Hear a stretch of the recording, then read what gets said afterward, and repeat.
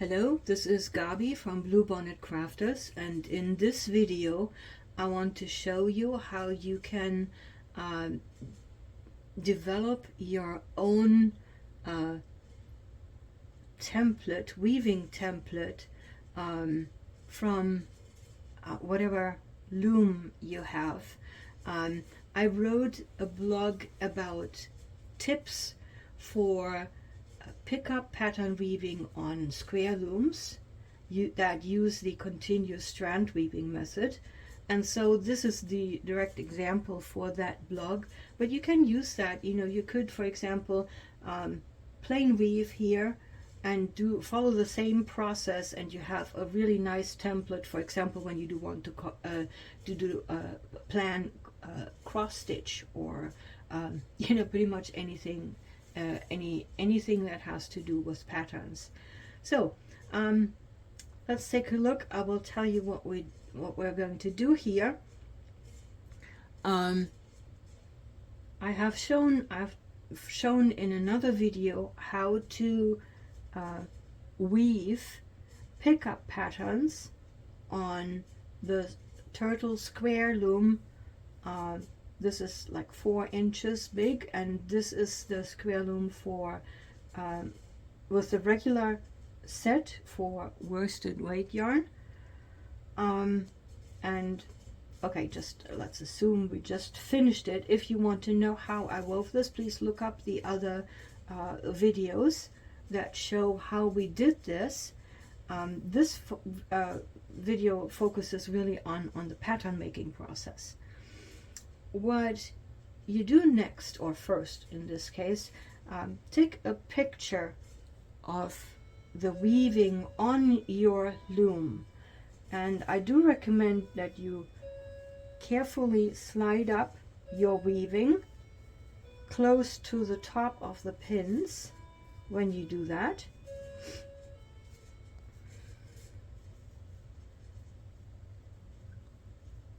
Or before you take the picture. That will do for demonstration purposes. You can go as close as you feel comfortable to the top.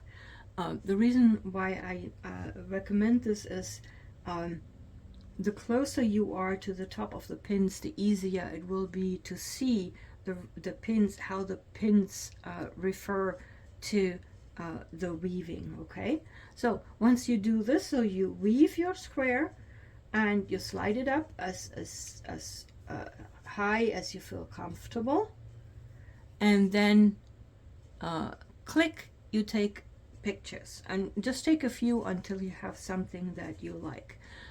Since I only have one phone, I cannot demonstrate it right here, but you can take a look at the picture that I took of exactly this weaving.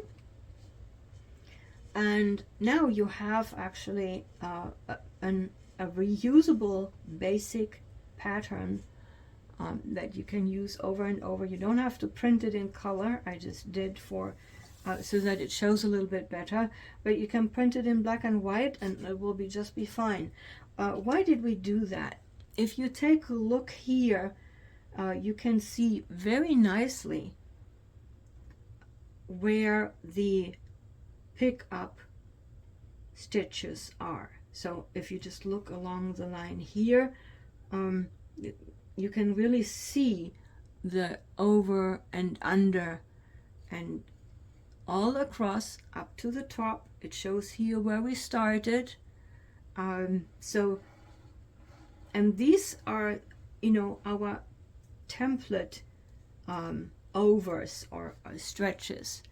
Now, to use this, the first thing I recommend is that we put this in half. So basically, mark the long diagonal along the last row that you wove.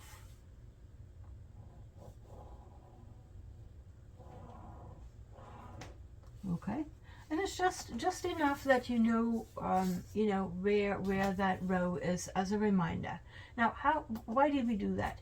If you watch the video on how we wove this, you remember that we pretty much just weave here like we do with all our continuous strand weaving. We just weave at the top, and then when we carry the yarn down, we also carry the pattern down, which means you really only need to worry about the pattern in this upper part of your template. All right, so it's one symmetry axis. You can have a second symmetry axis, and so which would be the starting thread, which is right here, and I will just mark that with a few stretches because for this demonstration it's not super important, but I want you to know about it. So the most important one is this line here along the last thread that you wove, because everything that you weave up here automatically copies in reverse to the bottom part. Okay,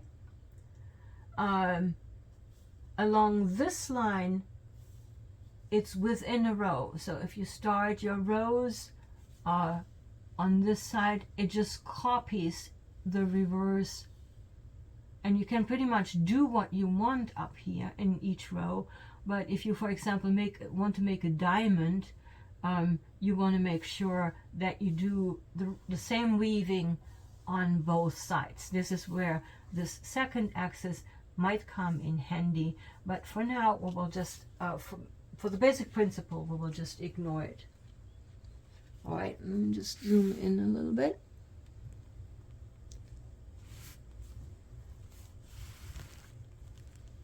So I hope this should be as good as it ever gets. Okay, so now there's your template. Okay, so now you just need to remember that whatever you design here will automatically in reverse order will be copied here. So let's design a diamond.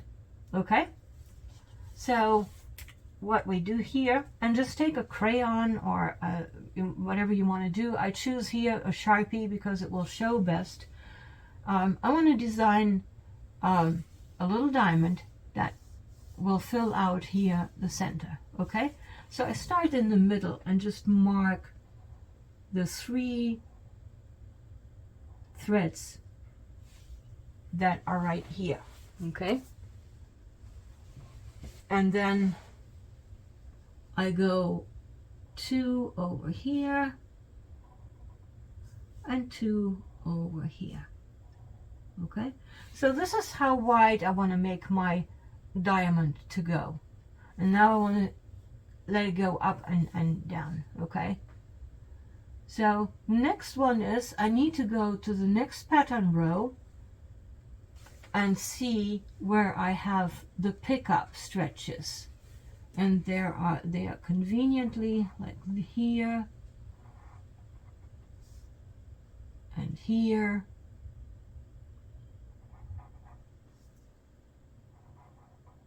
Okay, so let me just grab this one here. You can see that this is automatically actually going nicely into the right direction. All right, so go up to the next pattern row and mark the pickup stretches in that pattern row, and we do the same for the next row and the same for the next row. Okay, and there is half of your diamond. I will use the other color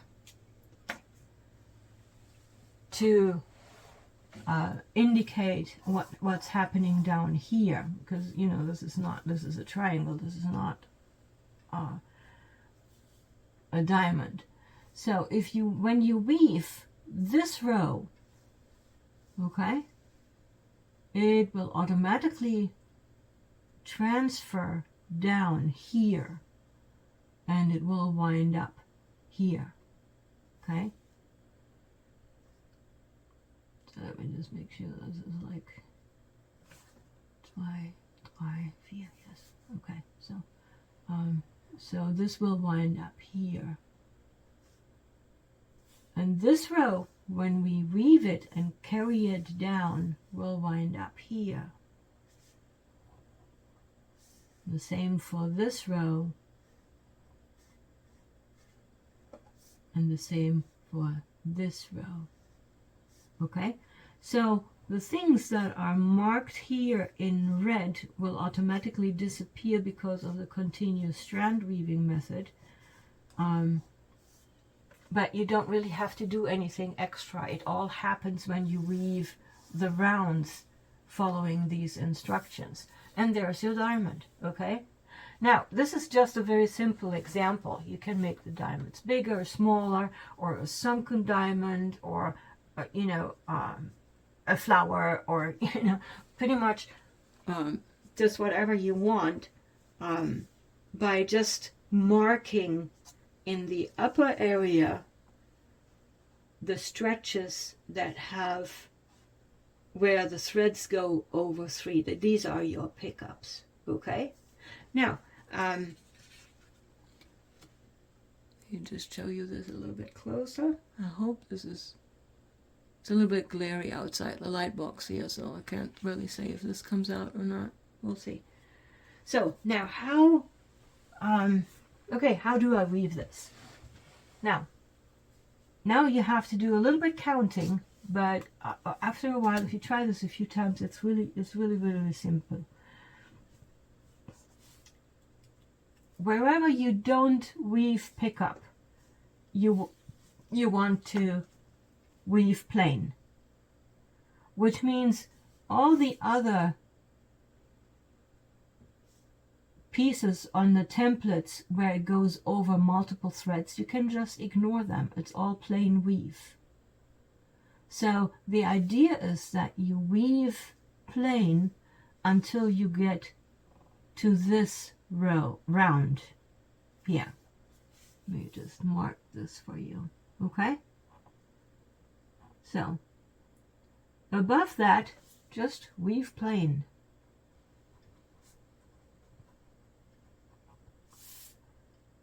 As usual. And then in this row, you start with the first over 3, okay?